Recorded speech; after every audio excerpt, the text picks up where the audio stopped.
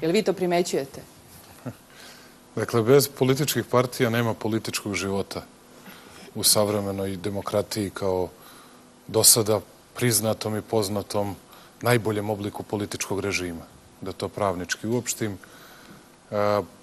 Vi kad čitate Slobodana Jovanovića i Radomira Lukića, dakle, jasno je da bez političkih stranaka je nezamisliv politički život. I zato da ne govorimo i da ne izjednačavamo sad sve, jer to je inače odlika režima u opadanju, kako se to kaže, onda uzmite i okrivljujte za sve Narodnu skupštinu, jer tamo su svi narodni poslanici iz svih stranaka i sve političke partije.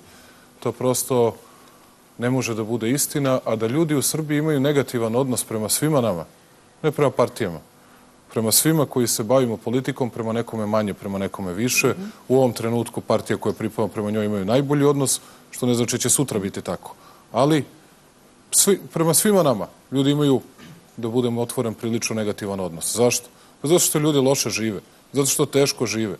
Oni nemaju hleba da jedu bajat hleb, čekaju u redu da ga plate od 10 do 25 dinara od pre 2 dana ili od juče hleb, a oni vide političare da se voze u limuzinama skupocenim, da imaju ne znam koliko telohranitelja, da žive lakše i bolje od svih ostalih i onda kad vi to pokušate da kažete pa čekajte, nije to baš da smo svi isti i neću da prihvatim tezu da su svi isti i tezu da nema razlike. Ima razlike između ljudi, ali i naravno da ih ima između političara.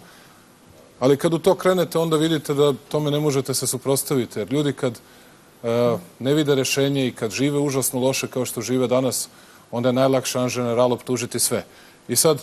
pa to je ta enigma sad. Ako mene pitate da li sam svestan da pola ljudi u Srbiji će da kaže, ma svi su oni isti i gledaju samo svoj interes. Gledaju samo svoje interese, pa ja sam toga potpuno svestan da će ljudi to da kažu. Ja ću da im kažem da to nije istina.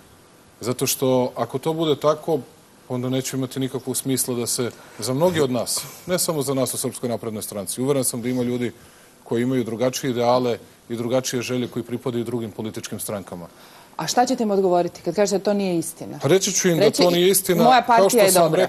Pa kao što neću da govorim, naravno svako će da hvali svoju političku partiju. Da, ali izuzev toga. Ali izuzev toga ću jasno reći jednu stvar koju sam evo nedavno rekao i predsjedniku moje stranke Tomislavu Nikoliću, rekavši mu vidim kako ide i vidim i trendove, u redu, super, doćemo na vlast.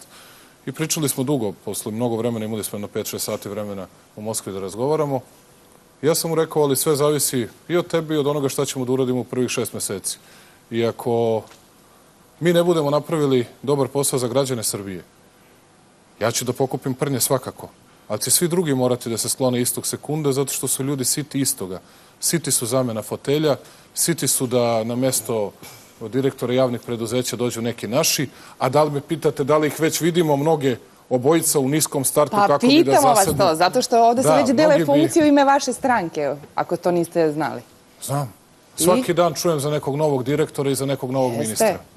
Kako to? I onda na 3 adrese moram da kažem da je to laž. I sad saopštavam celokupnoj srpskoj javnosti i svim građanima, svi oni koji ime Srpske napredne stranke dele funkcije direktorske od RTS-a do Telekoma Srbije, do svih ostalih, da nisu postavljeni, a pošto čujemo da će biti na tim mestima, neće ni biti postavljeni na ta mesta ni izabrani, dakle da ne dele ono što im nije pripalo i ono što im građane nisu dali, jer ćemo se potruditi da na ta mesta postavimo one koji su najbolji. A vi sad već govorite kada ste pobedili na izborima, kada ste osvojili apsolutnu većinu i kada ste već premijer, ili kako? Pa malo pre ste me, to neću biti, ali ste me malo pre pitali i rekli da dele funkcije, već čini mi se da ste da, ja kažem u ime vaše. RTS-a, pa sam ja hteo da vam kažem da to nije konačno rešenje. Da ne brinemo, pa dobro, meni je pao sad kamen sa srca.